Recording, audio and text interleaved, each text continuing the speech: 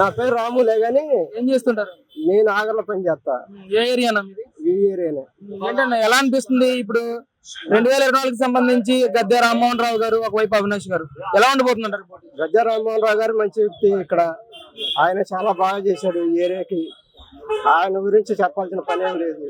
అది ఈ అభిలాష్ అంటే అభిలాష్ ఆయన గురించి మాకేం తెలియదు. వాళ్ళ నాన్నగారు ఉన్నప్పుడు కొద్దిగా బాగానే చేశాడు కానీ ఆయన మాకు చేసింది ఏం లేదు మా ఏరియాకి. అది మరి మేము తప్పకుండా గెలుస్తాను 10 సంవత్సరాలు ఉన్న గద్దె రామ్మోహన్ రావు గారు ఏమీ చేయలేదు అంటా ఉన్నారు అవినాష్ గారు. ఎవరు అంటున్నారు? అభిలాష్ గారు అంటాడు ఈ ఏరియాలో గెలవమని అభిలాష్ గారిని. ఈ ఏరియాలో గెలవమని అక్కడ ఎక్కడ గెలిచిన వాడు అయితే ఎమ్మెల్యేగా ఉండాలి కదా. మరి ఏం కాదు మరి ఇచ్చారు కానీ అదే అయినా కానీ ఈయన చేసింది మంచి పద్ధతి కాదండి. ఏది కూడా చెత్త పనులని నీటి పనులని అన్ని వేసి మా మీద వసూలు చేస్తున్నాడు.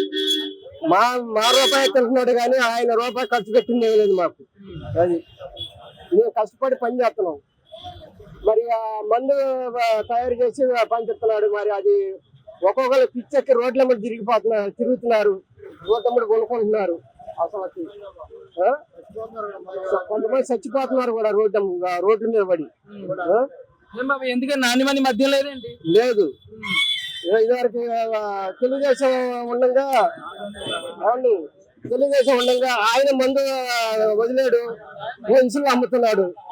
మేము ఇక్కడ ప్యాస్ పోసుకునే కాడ, ఉచ్చలు పోసుకునే కాడ, దొడ్లు కూర్చుండే కాడ మేము తాగాల్సిన పని ఏంటి అసలు?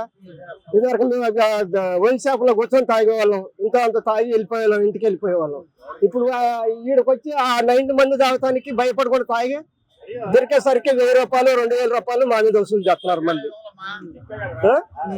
ఏంటిది? ఈ గతంలో లేదు, ఇప్పుడే ఈ ప్రభుత్వంలో ఉంది. మరి ఎందుకు మరి పొద్దాలు పని చేసిన వాళ్ళని మేము ఎలా బతకాలి? ఇంటికాడ తాగుతున్నా మరి ఇంటికాడ ఆడోళ్ళు సంసారం చేసుకుంటే వాళ్ళు ఊరుకోరు కదా. మరి రోడ్డు మీద తాగాలంటే వీళ్ళ భయం, ఇంటికి వెళ్తేనే అక్కడ భయం. మరి మీ ఎట్లా మా పరిస్థితి ఏంటి?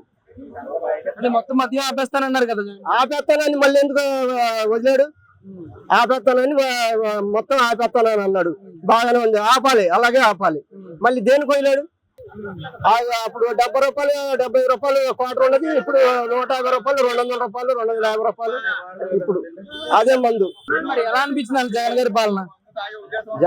జగన్ గారి పాలన నాకు మాత్రం ఏమి నచ్చలేదండి. మరి నచ్చిన వాళ్ళకి ఏమైనా నచ్చిందేమో నాకు తెలియదు కానీ నాకు నచ్చలేదు. ఆయన పాలన నాకేం బాగాల.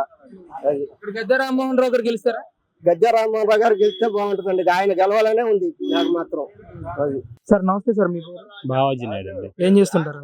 Security services, housekeeping services. ఏ ఏరియా అన్న మీది? గుణదల. అంటే తూర్పు నియోజకవర్గం ఎందుకు వస్తుంది? అవునండి, తూర్పు నియోజకవర్గం. అంటే ఎలా ఉంటుంది అంటారు ఇక్కడ కూటమి అభ్యర్థిగా గద్దె రామ్మోహన్ రావు గారు ఒకవైపు వైసీపీ నుంచి అవినాష్ గారు పోటీలో ఉన్నారు కదా, ఎవరు గెలిచే అవకాశం ఉందంటారు? గద్దె రామ్మోహన్ గారు గెలుస్తారండి. గెలుపు అనేది గద్దె రామ్మోహన్ గారే. అది మెజారిటీకి బట్టి ఆధారపడి ఉంటాయి, ఎక్కువ మెజారిటీని బట్టి. అంత కాన్ఫిడెంట్ గా ఎలా చెప్పగలుగుతున్నారు? ఆయన ఇంచుమించు చాలా ఏళ్ళగా ఆయన సేవ చేస్తున్నాడు కదా ప్రజలకి. ప్లస్ కూటమిలో ఉన్నారు. ఆయనకి ఎంత ముందు కూడా ఓటమి లేదు కదా. పోయినసారి కూడా ఎంత వైసీపీ గాలి వీచినా సరే ఆయన గెలిచాడు కదండి.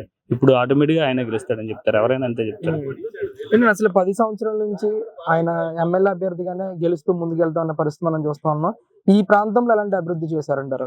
ఈ ప్రాంతంలో అంటే ఇప్పుడు అధికారం లేదు కదండి. ఇప్పుడు అన్న రోడ్లని ఆయన వేయలేకపోయాడు కానీ అంతకు ముందు అయితే ఎక్కడ ఏది అడిగినా కాదనకుండా చేశారండి. ఇప్పుడు ఉదాహరణకి స్కూల్ ఉంది, స్కూల్ ఫీజులు ఏమైనా కట్టలేకపోయారు అనుకోండి, వాళ్ళ ఇంటి దగ్గరికి వెళ్తే ఆయన స్కూల్ ఫీజు కూడా కట్టేవాడు.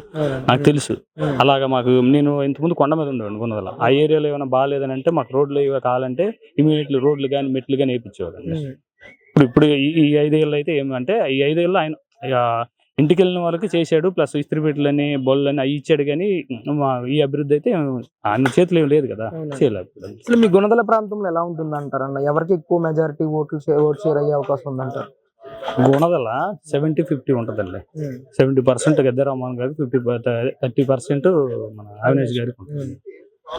ఒకవైపు అవినాష్ గారు కూడా ధీమా వ్యక్తం చేస్తున్నారు. జగన్ గారు ఇచ్చిన సంక్షేమ కార్యక్రమాలు, ఈ 4 సంవత్సరాలు ఆయన చేసిన అభివృద్ధి నన్ను ఖచ్చితంగా గెలిపిస్తాయని చెప్పేసి మాట్లాడుతున్నారు. అసలు ఎలా చూస్తారు ఈ వ్యాఖ్యలు? అవినాష్ గారు అంటే ఆయన కూడా చేసాడండి, మన రిటర్నింగ్ వాళ్ళు కానీ అని చేశారు. అయితే మెజారిటీ పీపుల్ అనేది దేనికి వేస్తారంటే గద్దె రామ్మోహన్ గారు అని తూర్పుకి అందరికీ కొద్దిగా ఆయన అంటే అభిమానం, దాని ప్రకారంగా ఆయనకి వేస్తారని నేను అనుకుంటాను. అంతే నా ఒపీనియన్ అండి అది. అంటే గతంలో దాదాపు 16,000 పైచిలకు ఓట్ల మెజారిటీతో గెలిచారు. ఈసారి ఎంత వచ్చే అవకాశం ఉందంటారండి? ఈసారి 30,000 పైన అండి, 30,000 పైన వస్తుంది. ఈ కూటమి ఎఫెక్ట్ ఏమైనా ఉంటుందంటారు దాని మీద? కూటమి ఎఫెక్ట్ 100% ఉంటుంది, ఉండకుండా ఉండదు కదా. జన సైనికులు ఉన్నారు కదా, ఎఫెక్ట్ ఉంటుంది, 100% ఉంటుంది. అంటే గత ఎన్నికల్లో దాదాపు 30,000 పైచిలకు ఓట్లు జనసేనకు వచ్చినాయి. ఈసారి 30,000 ఓట్లలో ఎంత ఓటింగ్ గద్దె రామ్మోహన్ రావు గారికి పడే అవకాశం ఉందంటారు? 30,000 ప్లస్ పెరుగుతాయి కదండి, ఇంకొక 10% పెరుగుతాయి. అదే ఇంకొక 10,000 దాకా పెరుగుతాయి, 40,000 దాకా పడదు. అందుకే నేను 30,000 మెజారిటీ పీపుల్ అని చెప్పాను. మరి సంక్షేమ కార్యక్రమాల ఎఫెక్ట్ ఏముంటది అంటారా? జగన్మోహన్ రెడ్డి గారు ఈ విధంగా సంక్షేమాలు చేస్తా ఉన్నారని చెప్పి కూడా మాట్లాడుతున్నారు. సంక్షేమ పథకాలు అనేది నెక్స్ట్ ఏంటంటే ఇక్కడ అభ్యర్థిని బట్టి మాట్లాడతాను, అంతే. అభ్యర్థిని బట్టి మాట్లాడతాను. సంక్షేమ పథకాలు చేశారు దాంట్లో, కానీ అభ్యర్థిని బట్టి ఇక్కడ గెలుపు ఉంటుంది అని చెప్తాను. ఏంటి సార్ అది ఓవరాల్ గా ఎలక్షన్ ఈ విధంగా ఉంటుందంటారు? ఈసారి ఎవరు గెలిచే ఛాన్స్ ఎక్కువ ఉందంటారు? ఇప్పుడైతే చెప్పలేమండి సార్, 50% ఉంది అన్ని విధాలుగా చూసుకుంటే, అన్ని వారాలుగా. తర్వాత దాన్ని బట్టి ప్రజల అభిప్రాయం బట్టి ఉంటుంది. మీ నియోజకవర్గంలో మాత్రం గద్దె రామ్మోహన్ మా నియోజకవర్గం గెలుస్తారు. థ్యాంక్ యూ అన్న. నమస్తే అన్న, మీ పేరు? నా పేరు ప్రసాద్. ఏం చేస్తుంటారు? Motor field. ఏ ఏరియా అన్న? ఇది రామలింగేశ్వర. తెలుగుదేశం రావాలని కోరుకుంటున్నాను. అదేంటి? అదేంటే ఆయన మంచి వ్యక్తే, గద్దె రామ్మోహన్ రావు. గద్దె మోహన్ రావు గారు మంచిగా అయినా, ఈయన మంచి వ్యక్తి, ఇద్దరు బాగానే చేస్తున్నారు. మామూలుగా మొత్తం అన్ని చూసుకుంటే చంద్రబాబు నాయుడు రావాలని కోరుతున్నాను. గతంలో 10 సంవత్సరాల నుంచి ఎమ్మెల్యే ఈయనే ఉన్నారు కదా, మీ ప్రాంతాన్ని ఏ విధంగా అభివృద్ధి చేశారు ఈయన? గద్దె రామ్మోహన్ రావు. గద్దె రామ్మోహన్ రావు పోయినసారి ఉన్నాడు కానీ గవర్నమెంట్ పాములో లేదుగా, జగన్ పరిపాలన వచ్చింది కదా. ఎలా ఉండిపోతుంది అంటారు ఈసారి? గతంలో 16,000 ఓట్ల మెజారిటీతో గెలిచారు, ఈసారి ఎలా ఉంటుందంట? ఈసారి అంతా సేమ్, ఆయన మాట ఉండదు. గద్దె రామారావు వస్తాడు. అందులో జనసేన కూడా ఉంది కదా మద్దతు, కన్ఫామ్గా ఇంకా చూసుకునే పని ఉండదు. కానీ అవినాష్ కూడా మంచివాడే, కొన్ని మంచి పనులు చేసి. ఓట్లు షేర్ అవుతాయి అన్న, జనసేన కానీ బీజేపీ నుంచి కానీ టీడీపీకి షేర్ అయ్యే అవకాశం ఉందా? జనసేన టీడీపీ పడుతుంది. మేము జనసేన ఇవన్నీ టీడీపీ కాబట్టి ఆయన పవన్ కళ్యాణ్ మొగలు చూసి గద్దె రామ్మోహన్ రావు సీల్గా అనేది ఉండదు, ఓట్ల సీల్గా అనేది ఉండదు.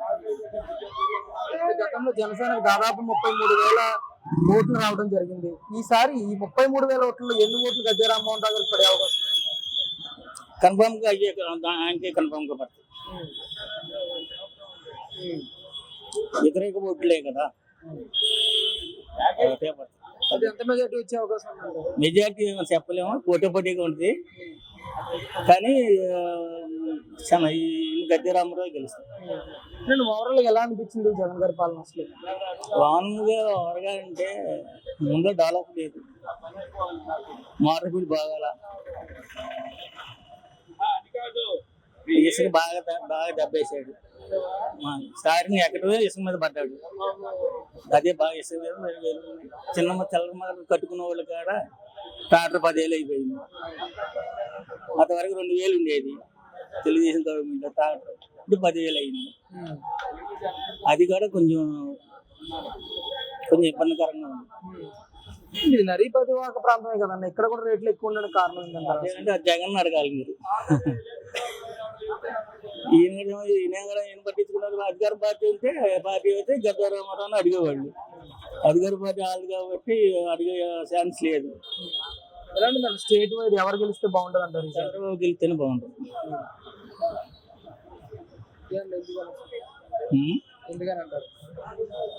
ఎందుకనంటే ఏం చెబుతాం, అందరికి పనులు ఉంటాయి, శుభ్రంగా అందరికి మంచిగా ఉంటుంది, నిరుద్యోగం ఉండదు అని ఆలోచన ఉంది.